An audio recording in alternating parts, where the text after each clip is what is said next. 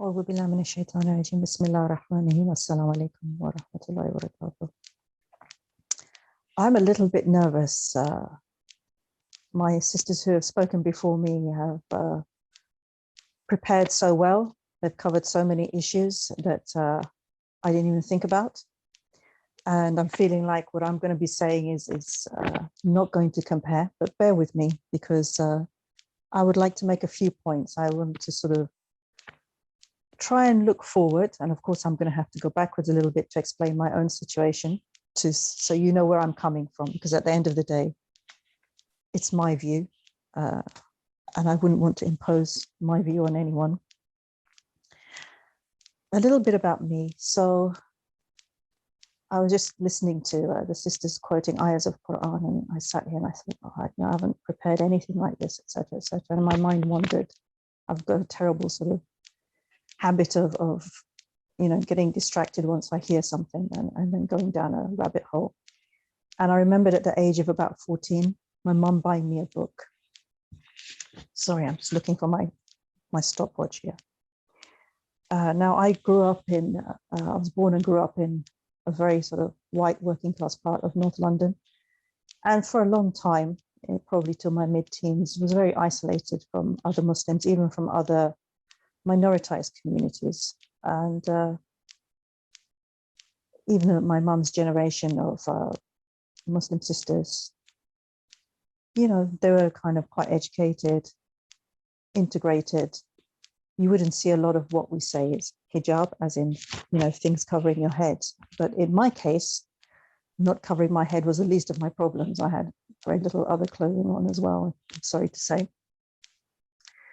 And I looked at the book, and the name of the book was called Fatima is Fatima, and it's by a philosopher called Dr. IHRC.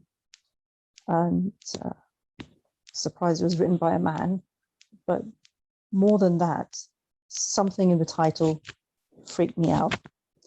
And I just put it away on a bookshelf. And my mom said, "Don't you want to read it?" I said, "Yeah, I'll read it." And for a good few years, I avoided reading that book because I felt, just looking at the title, that if I read that book, it is going to change my life. And indeed, it took me a long time to get the courage to read it. And it was, in fact, after I had become more aware of, or become not even aware of, but connecting with faith, connecting with Allah subhanahu wa ta'ala, looking at my life, looking where I was going. I was lucky enough to be able to climb an educational ladder throughout my teens that would, in those days, this is the 1970s, 1980s.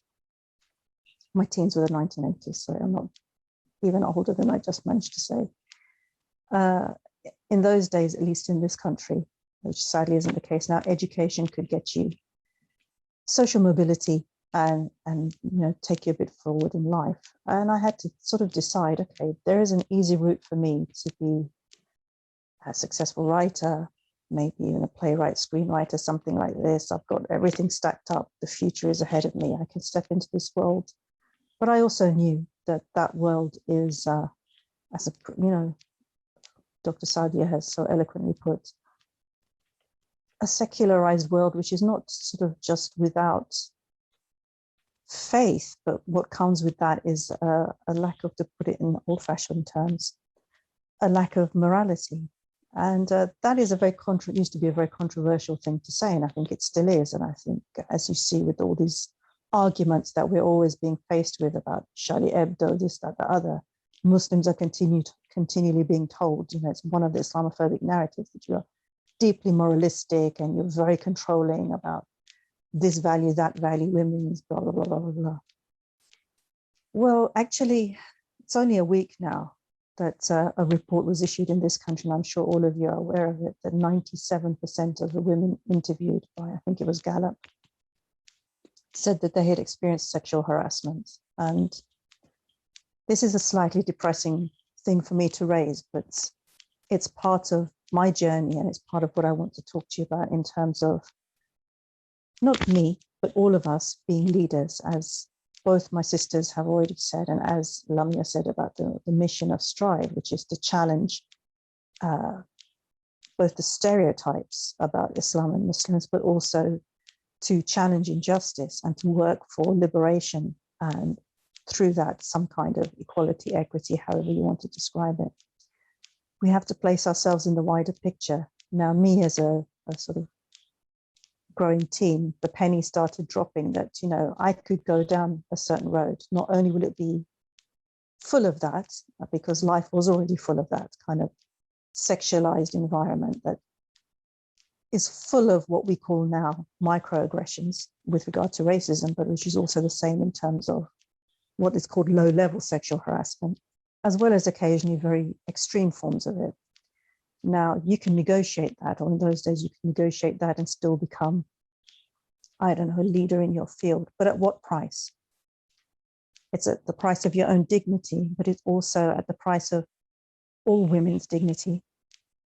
And in a way, to the price and the detriment of society itself, because you end up reproducing and becoming part of the problem.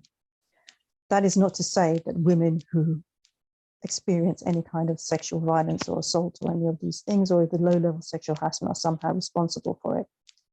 But what it does mean is that when you put yourself in a certain position as a leader, whether you're a man or a woman, you have to be honest about the place that you are in. And I think it's one of the things that has struck me over the years, many years later, I think I was 26, 1997, when we founded Islamic Human Rights Commission. It's been a challenge for me from that day onwards, and indeed in the work I did in the years before that, both on a personal level, to stop internalizing the prevailing norms of society, and that includes actually Islamophobic and racist narratives and sexist narratives about myself and others, but also to really try and push back at the way this society that we live in really, really controls all women, and then essentializes them in ways to do with not just gender, but ethnicity, religion. These are all different forms of control. And actually then making the connection and realizing that it's actually not even only about women. It's about almost everyone, and about the powerlessness of so many people, not just here in my locale, but worldwide. So the sister read a very nice introduction to IHRC, in which, you know, it probably sounded a bit weird. How is it they're talking about advocacy and casework for people who have, you know, found some discrimination at work or school, and then war crimes? Well, actually, because all injustice is on a, if you like, a sliding scale, it's not different. And this is an understanding that actually does come from our faith. Islamic Human Rights Commission was set up not just by myself, that we were a group of about 6 people coming from different experiences and backgrounds and organizations. And we came together with certain key ideas and aims and goals. Whether we've ever been successful, that's another thing. But one of those was to really push back at the way Muslims were being, what's the word? Kind of almost imprisoned within certain narratives. So we called ourselves Islamic Human Rights Commission. I was actually against the name. I wanted something a little bit more kind of dynamic, exciting, liberation, blah, blah, blah. But the bottom line was this, that we were going to be working in the human rights field. And in the human rights field, even in those days, maybe even especially so, you know, the kind of prejudices we face are not new. They are not even decades old, they're centuries old. There was a perception amongst the most well-meaning people that actually, as much as Muslims, and about 80% of victims of human rights abuses around the world were then and still are Muslim, Islam is actually also a problem. In anything, Islam is against human rights, or Islam is against justice, Islam is against dignity, Islam is against blah, blah, blah, you know, all the things we're very used to. And for us to turn around and say, well, actually, no, it's Islam that is motivating us, was a key, very, very important thing for us to say, to put our foot down about, and to kind of wear our hearts on our sleeve. That was number one. The second thing that we really wanted to do, and that's been the bigger challenge, and it's something, because I was asked to talk a little bit about vision, my vision for the future of Muslims in Britain, was to actually then be able to say, but actually, you know what? It's not just that we are Muslim human rights activists who have been inspired by Islam. We want to talk about what rights means. What does it mean? Not just for Muslims, but for everybody, using the things that we believe in. That doesn't mean we're here to sit and make everybody Muslim, but it does mean we want to have a whole new conversation about how we talk about justice. What is justice? What is dignity? What is equity?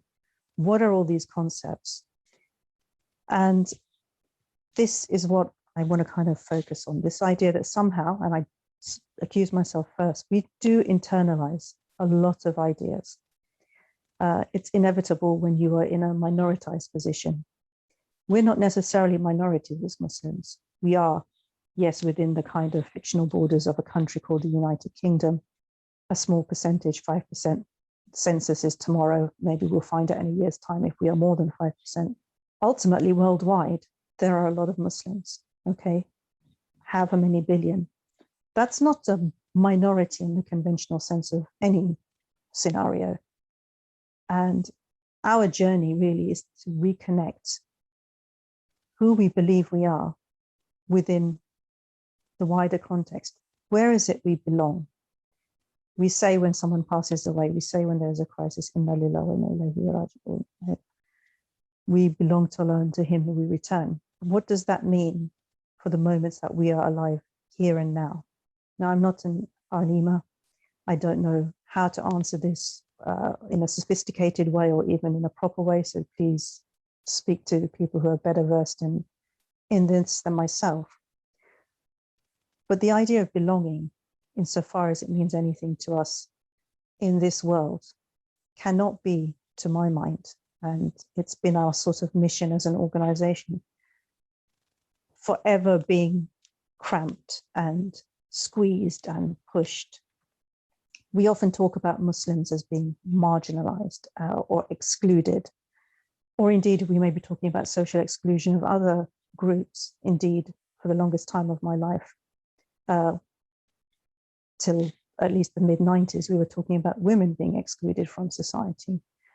Then somehow suddenly, and I don't really know why, there was an idea that maybe that was all okay and we are now in a kind of very equal society here, and that it's actually inequality about gender in other parts of the world, particularly the non-European or the non-white world. We belong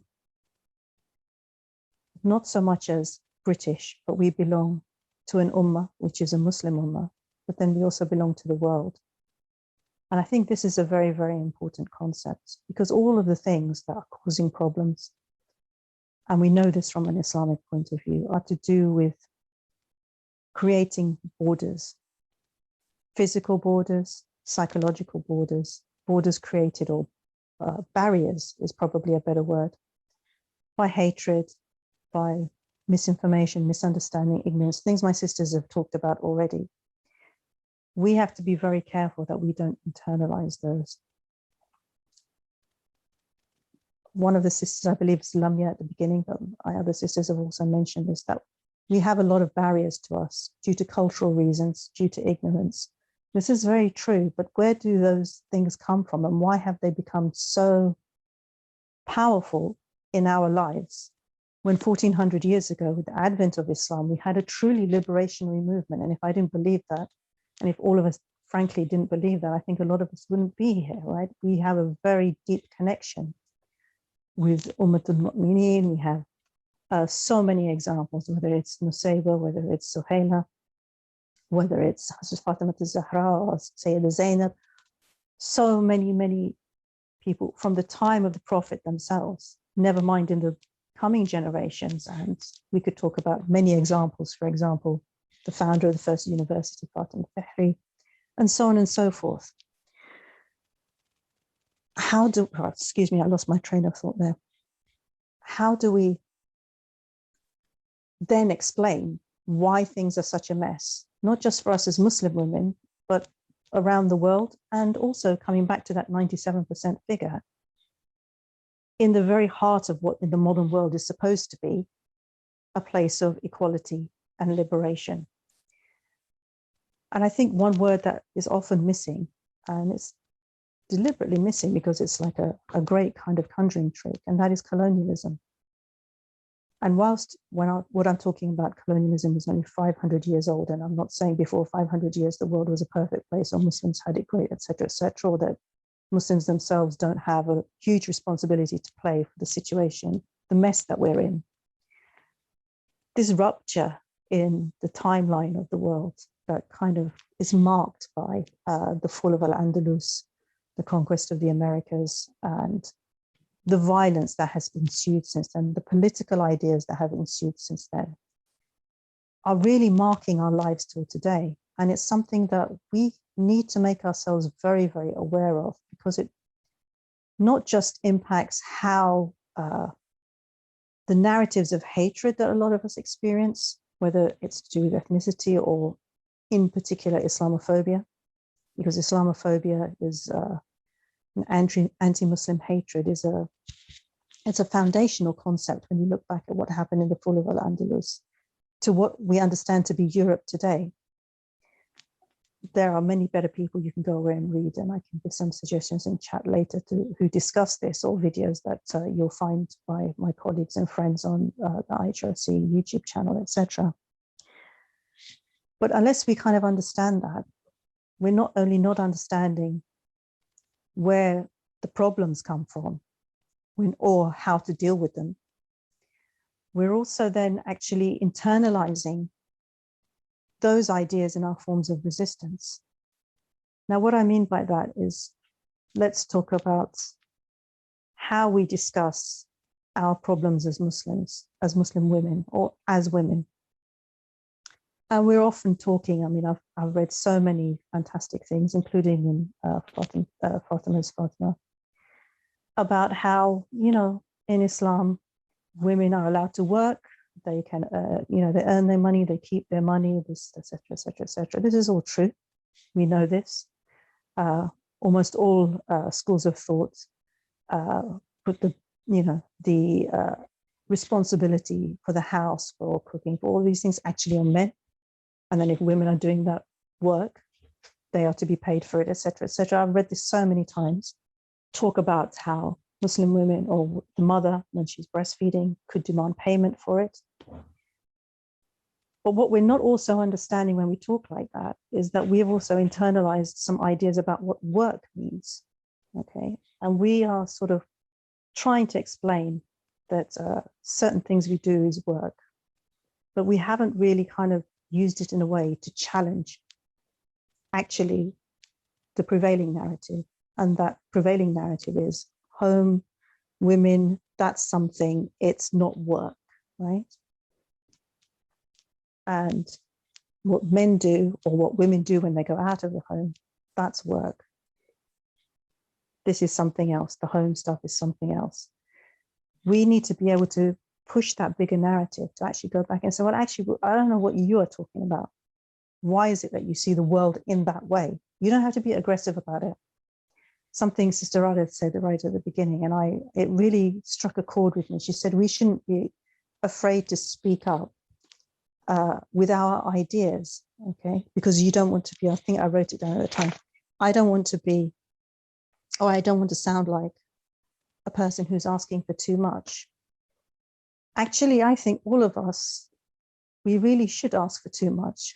We really should ask for the world to change. Yes, of course, we're all not responsible as individuals to change the whole world by ourselves. And as my sisters have put much more eloquently than myself, all the small things you do, those are so, so important.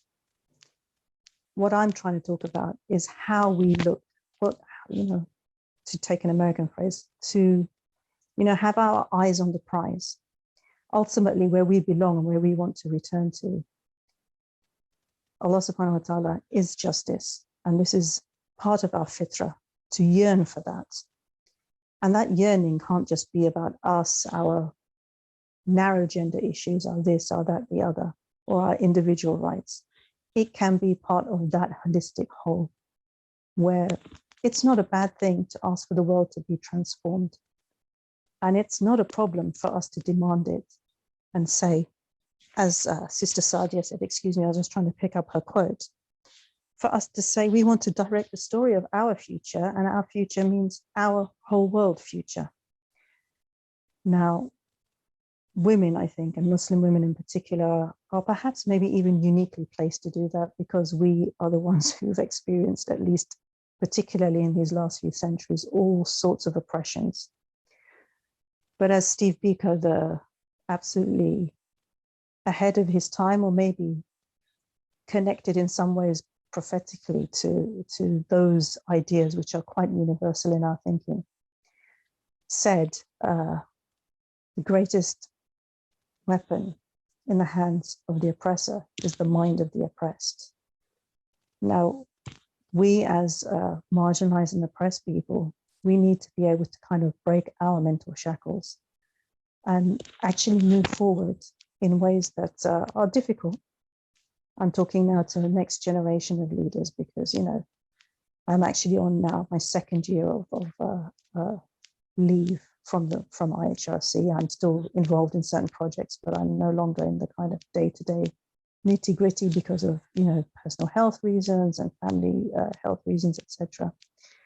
And it's given me a bit of time to think and go, well, you know, hang on a minute, Arzu, you're getting on a bit here, and you need to be talking about what can you learn from what you've done, what mistakes you've made. And you're at a stage of life now where you might not have that much time left to fix those mistakes or try and learn as much as you could from them. So how do we shortcut that? Why should my sisters have to go through the same thing and kind of learn at my age certain things? Oh, I've gone well over time, excuse me. So I'll take this back to something. It took me about 4 or 5 years to read Fatima's Fatima, and I was a coward. I did it after I got to a certain stage in life. And it wasn't an easy read. Half of it is a polemic about all the kind of things we think about equality and rights and so on in a westernized world, and what kind of hypocrisy is. That bit was good. But the second half was about the life of Hazrat Fatima Zahra and the kind of revolutionary impact she had and the women around her. And just to close, what Dr. Shariati says at the end of that book, and I really should have taken it down from my shelf, it is in fact just there, somewhere there. Because this highlights, again, how we talk about things. And he said, well, you know, we can talk about such and such a woman in history. She was a great woman, but she was the wife of so-and-so. Or we can talk about so-and-so. They were the mother of so-and-so. However, when we talk about Hazrat Fatima Zahra, there's so much to talk about. All you can say is Fatima is Fatima. And when we start realizing the profundity of what our faith gives us, we can, inshallah, in our own little ways, push for that transformation of the world into something that is a liberation for everyone, whatever they profess and whatever they believe. Thank you.